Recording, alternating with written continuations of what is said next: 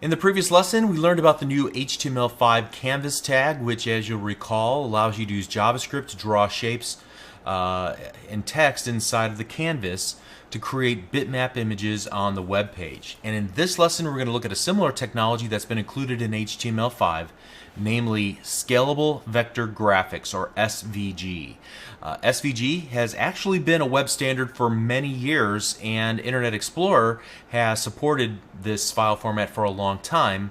Furthermore, you can export SVG drawings directly from Adobe Illustrator, which is a popular tool with graphic designers. Then you can import the SVG drawing into your web page just like you would any other image file. In fact, you're going to see us use the IMG tag, HTML tag, to do this very thing a little bit later in this video. So then, why in the world would you use the SVG file format and not export the file from Adobe Illustrator using something popular like a GIF or JPEG or PNG? So what we need to do is spend a little bit of time talking about the difference between scalable vectors and raster, or rather bitmapped images like GIF, JPEG, and PNG files. And this is going to be a super short answer to a big topic. In a nutshell, a raster or bitmapped image is comprised of a series of dots. Each dot or bit is mapped to a color, okay? And so you can make all the dots look bigger so you can zoom in, but when you do that, things start to look pixelated. By contrast, a vector image is just a description of basic shapes, lines, arcs, text, colors, gradients, and so on. So to scale the image, you merely need to scale the viewable area, kind of like stretching a balloon with printing on it. So as you make the entire area, the view box, larger, it scales and the image retains its sharpness and its smoothness, and you can't see the individual dots because there are none per se. Any rate, SVG images are resolution and device independent, so they can scale up or down to fit proportionally into any size display. And since they don't have to represent each individual pixel, just a description of the shapes, they can be smaller than bitmap files in some cases, and you can even modify their appearance using cascading style sheets. So that's really cool, and the coolest thing in my opinion is that you can use JavaScript to react to user input. Say, for example, one of the shapes or lines or the text in your SVG file, you want to make it clickable, or you want to make it so when the user hovers over it, something happens. You can react to user input and modify the attributes of various shapes, text, and so on. And at the end of this lesson, I'm going to show you a popular game that was written in very few lines of code using SVG and JavaScript. Okay, so how does SVG compare to the canvas? Well, currently the biggest difference is that SVG is declarative. In other words, it looks more like HTML than JavaScript. So, unlike the canvas, you don't have to know JavaScript in order to create basic shapes and diagrams in your SVG document. Also, like I just said a moment ago, SVG can respond to user events. So using JavaScript, you can respond to, for example, a click event on one of the shapes. And there are third-party JavaScript libraries that add this functionality to the canvas, but it's just not baked into the canvas the same way that it's baked into SVG. Okay, so let's take a look at a couple of examples here that I prepared, and I just want to go through these really quickly and just kind of show you the thought process that I went through as I was first getting acclimated to what exactly is SVG. I started in Adobe Illustrator, and I took a screenshot of what I created in Adobe Illustrator. Again, very simple. Here we have a rectangle that has a fill and a stroke applied, a red stroke applied to create a border around it. Same thing is true with this circle shape. Again, it has a fill and a stroke around it. Created some text, and I created a line. And then what I did in Illustrator was simply save as, and I chose SVG as the save as format. It brought up a dialog. I made some selections about how I wanted it to actually output the SVG. Very simple, very straightforward. And what it created for me was this SVG document. So you can see as I brought it into my Windows 7 machine and I'm looking at it here, it renders it as a document that Internet Explorer knows how to open. So if you just double click this, you can see the output of the SVG image. And it looks almost identical to what I created in Adobe Illustrator, all right, which is kind of, I don't know, fascinating to me. There's no loss in quality or anything. And then I started experimenting. How can I actually open up this test.svg document into my HTML5 web page and use it as a smaller part of a larger web page? And there's a couple of different ways to go about this. The easiest way is simply to reference it inside of the web page using an image, setting the source equal to the test.svg file. And when I do that, let's open it up in Internet Explorer, you can see it looks just like it did previously. So we can use it just like any other image that we have in our HTML5 or CSS work that we're doing. Awesome.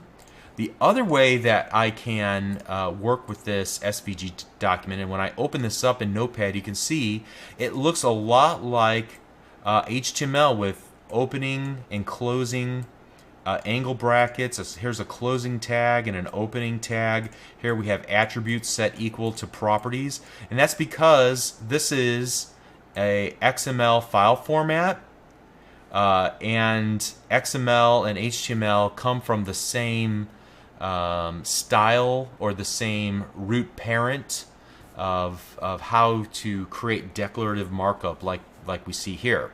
And so we could take some time and format this a little bit nicer, but you can see here's the definition for the rectangle.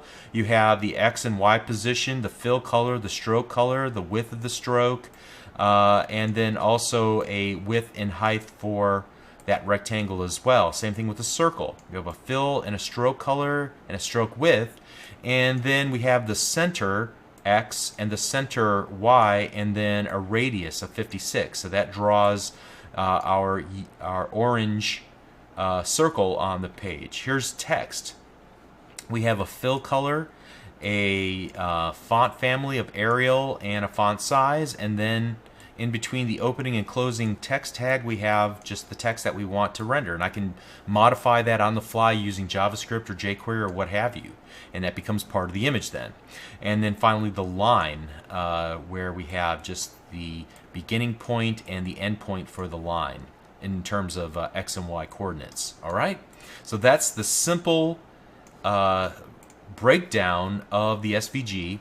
And so I merely just copied all of this and then pasted it into a HTML document called copy-paste svg.html, and you can see I deleted some stuff out, and I could even delete more stuff where there's this like XML namespace and all of this could actually be removed and it would still work just fine. And so this is the second, yes, that's the second way that you can add SVG to your HTML5 pages. Alright, so that's really neat. The last thing that I want to demonstrate is how to write JavaScript that can interact with the SVG. And for this example, you can see I'm going to click Allow Blocked Content here because we have some JavaScript that we're running locally. And unfortunately, just the way that these lessons match up, I'm not talking about JavaScript in this series. You'll have to look at the Channel 9 JavaScript Fundamentals series that I created, but to learn more, I use the basic template of the rectangle and the circle and the text, and basically every time you click on any one of these items it moves over 50 pixels. Alright, pretty stupid and pretty silly. However, you can see that it not only reacts to my click, but then also I'm able to set attributes for all these individual elements using JavaScript. So we right click and we take a look at this in Notepad. You can see that here is my SVG with a rectangle, a circle, and some text. And I've just added an on-click attribute, so whenever the user clicks it, I'm going to call a JavaScript function. and that JavaScript function is declared here. Now I don't go in and I'm not going to explain much about what this does. However, we're simply getting a reference to the given shape that was clicked on, and then we start retrieving its x of the xy value just to determine where its position is, and then we add 100 to it and then set the x position in the case of a circle, or for all the other shapes we set it back to the new value, and that's how we get it to move over. Again, if you don't understand this, that's fine. I completely understand.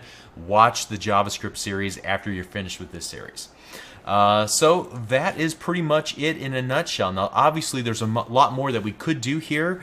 Transformations of any of the given objects that we've created, to skew or rotate them, or to apply different colors or patterns, gradients to the given shapes. So over time we create animations. We can style using CSS. All the those sorts of things you may want to investigate further. And to that end, what I found that was the most helpful was the small book by O'Reilly. And I don't know the author. I've never. I just bought this ebook online through their website, and it does a particularly nice job of explaining how to work with the coordinate system inside of SVG, and through that I was able to run through and get a nice example working, and I certainly have a lot more to learn in this regard, but it is it's a very interesting read, very well done. Let me show you what I promised early in this video, and that is a game that was created using SVG and JavaScript. And so you can take a look at this SVG Tetris, and I'm not very good at this. I tried it a little bit earlier today. Oh man. However, you are able to play Tetris with it, and look, here's the scalability. Look, I can make it very small and it still retains its shape, or I can make it much larger as well. And then the other neat thing to look at is in how few lines of code that it actually took to create this. And so here is all of the code. I don't know, maybe 200 lines. Most of it is JavaScript, a few declarations of the SVG itself down here, and that's about it. So certainly something to aspire to long term if you want to learn how to take advantage of this. And I expect to see SVG take on an increasingly important role in web development because it does so many things well, and it has some tool support from tools that graphic designers already use. Okay, so that's it for SVG. High-level overview of what it can do and how it can be utilized within your HTML5 web pages. Thank you.